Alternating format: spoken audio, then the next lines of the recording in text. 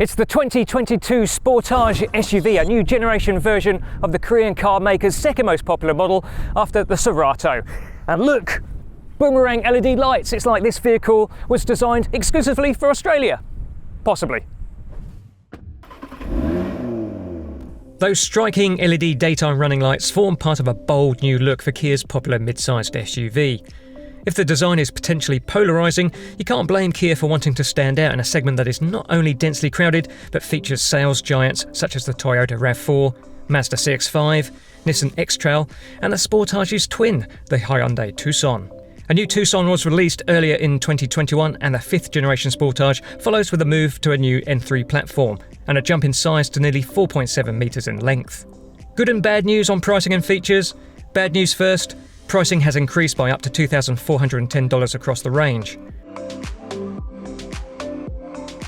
The good part? There's quite a bit more kit for all 4 trim grades, which start with the S and have SX and SX Plus in the middle of the lineup. And this is the top spec GT line, priced from $51,990 drive away, finished in a new hero colour, jungle wood green. 3 things about the GT line's exterior: you get dual lamp LED headlights instead of just regular LED headlights, 19-inch machined alloy rims, and a panoramic sunroof. The GT line comes with leather seats with suede uppers. Gotta say, I'm not necessarily a fan of the design, and the tactility, yeah, it's okay. In general, the quality presents very well. There's still some of that sort of grainy, scratchy plastic that Kia and Hyundai seem to love so much. Plenty of gloss black trim as well. Got it on the side here with some switches, bit around the window switches, and quite a chunk of it here on the center console. But look, overall, definitely a more upmarket vibe to the new Sportage compared with the previous model, on a par with the new Tucson, as you would expect.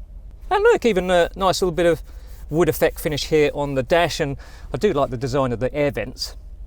2 very distinct features for the GT line's cabin.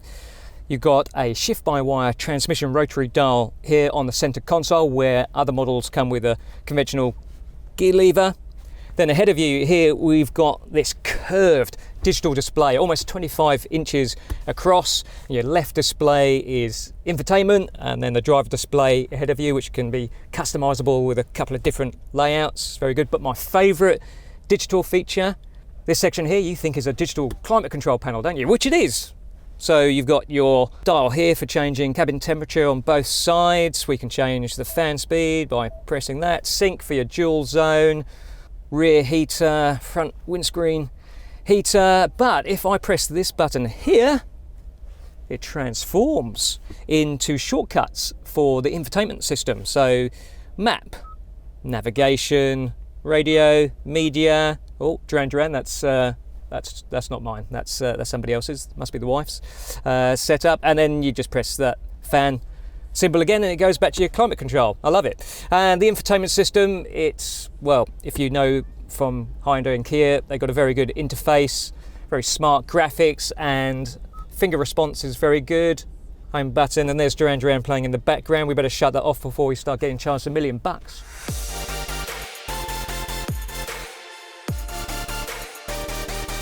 Here's the front cabin practical.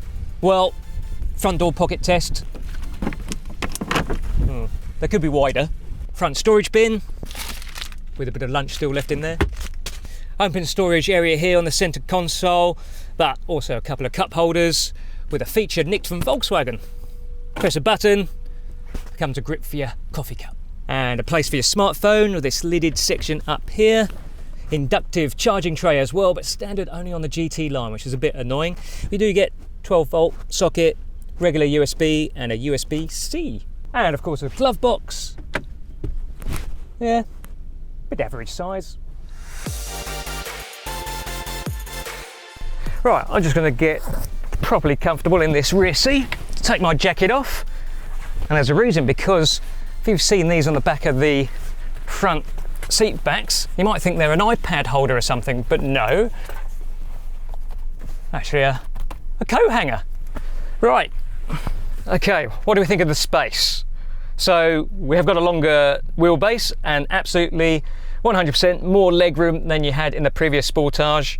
In fact, Kia's claiming best-in-class knee space. We'll be the judges of that, and I definitely would like to do a back-to-back with cars like the Honda CR-V, which have very spacious rear seats. But yeah, look, lots of knee space there. Foot space is excellent. The bench itself is excellent. Really good under-thigh support. I wish the front seat had that as well. Practicality, we've got a centre armrest, a couple of cup holders, little bag hooks on the back of the seat backs, a USB-C port into the side of the seat there, little storage area there, and look at that, the bottle holders in the rear doors are actually better than the fronts. Pouches, vents, which are standard in every model, big thumbs up to that. A couple of downsides, consistency of quality, so it's hard plastic on the door cards here where it's soft on the fronts.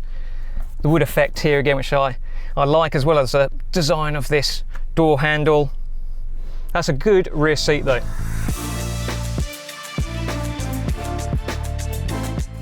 GT line and the model down, the SX Plus, come with an auto gesture tailgate.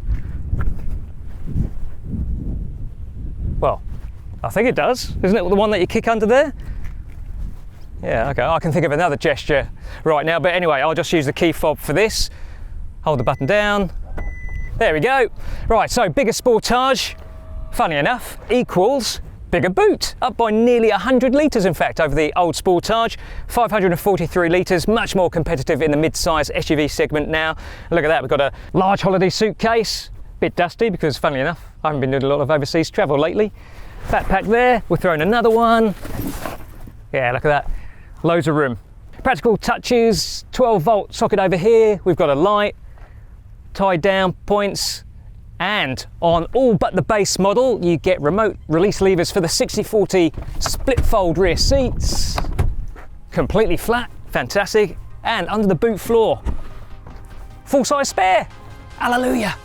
SX and SX Plus variants won't be available until early 2022 owing to supply issues, though we did manage some time in a base S.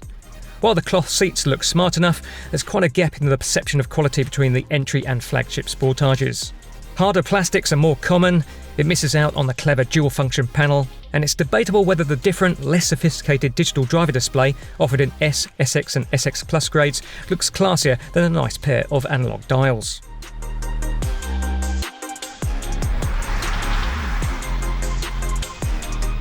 Outward visibility, very good. Got well-sized, well-shaped side mirrors here. Large view out the back, and of course you've got elevated seating. It's a SUV.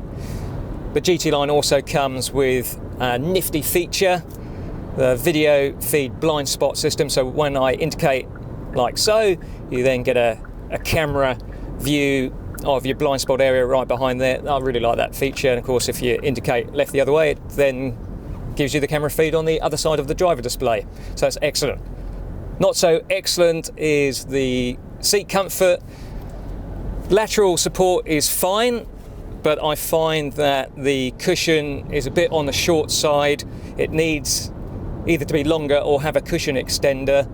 So I feel like a bit sort of perched high up, and I want to put the seat lower, but this is it. This is as low as I can go. So that's not ideal. Now on the drivetrain front, the big news for the 2022 Sportage, well, it should be a hybrid, but that's not here yet, but we believe it's coming. So for now, at launch, it's a 1.6 turbocharged petrol engine. That replaces the 2.4 litre in the previous GT line, which was, well, how should we put it? It was a bit slow, it was a bit thirsty, it wasn't very good, even though slightly better than the 2 litre, which was even worse.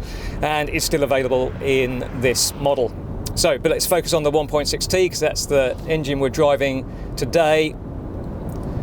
And if I put my foot down,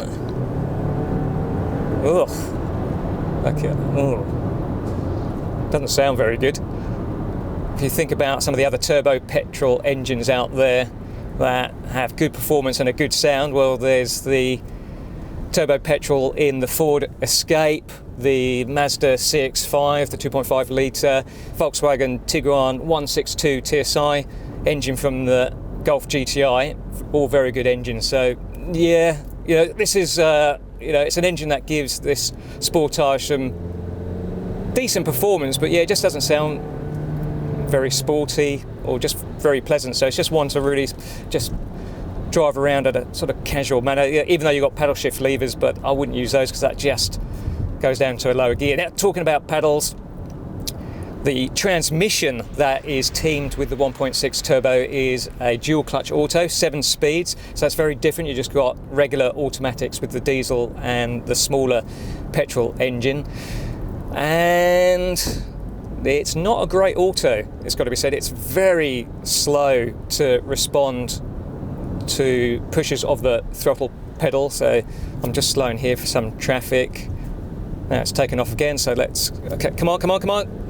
Yeah, it's really slow. So if in stop-start traffic, yeah, you particularly notice it. You kind of like, if you're trying to keep up with cars ahead of you, you find that they start moving away, and before you know it, you're about 6 car lengths behind, even though you're trying to push the accelerator pedal. So yeah, the auto, it's a little bit dim-witted, I have to say.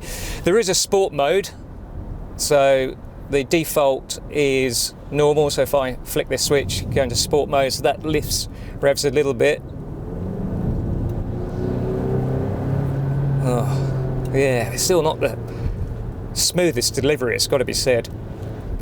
I know this is a mid-sized SUV aimed at families, but we have taken this on a country road, put it through some corners, and yeah, look, it's not going to entertain you if you're a driving enthusiast that happens to need a mid-sized SUV. It does get a little bit floppy in the corners if you're chucking it around, but most importantly, for 95% plus of the owners that will buy a Sportage, it delivers a really good level of ride comfort. So even with this GT line on the largest tyres available, 19 inches, soaks up bumps, very nicely controlled. Yeah, whether you're on a country road or whether you're driving around town, it's really comfortable, absolutely nailed. So for the local suspension team that Kia Australia uses, well, big kudos to them. The 2-litre petrol engine felt underpowered in the last Sportage, so it's no surprise it also struggles for strong acceleration in the larger new generation model. The 6-speed auto at least assists rolling momentum by downshifting quickly, and the lighter weight front-wheel drive Sportage S petrol auto is a surprisingly fun SUV to punt along tourist routes. Truly effortless motoring, however, is delivered only by the more expensive 2-litre diesel, which is teamed with an 8-speed auto that is well calibrated to capitalise on the generous maximum torque, 416 Nm. A petrol-electric hybrid variant is also under consideration, which would be a crucial addition considering the huge success of Toyota's RAV4 hybrid. It also has the potential to rival the Sportage diesel for fuel efficiency. More space, more tech, more safety, and a very comfortable drive. There's lots to commend about the new Kia Sportage. It's just a shame, again, there isn't a standout petrol option.